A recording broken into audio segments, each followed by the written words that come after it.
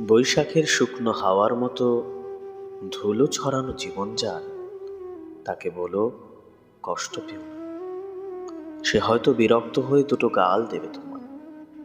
তুমি শান্ত থেকো।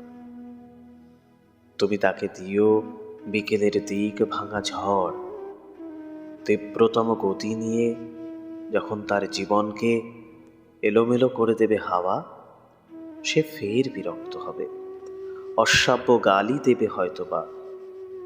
তুমি শান্ত থেকো।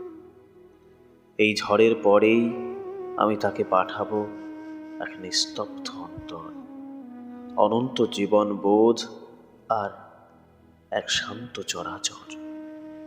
যেমন প্রবল ঝড় বৃষ্টির পর পৃথিবী ঘুমন্ত শিশুর মতো শান্ত হয়ে যায়, ঠিক তেমন।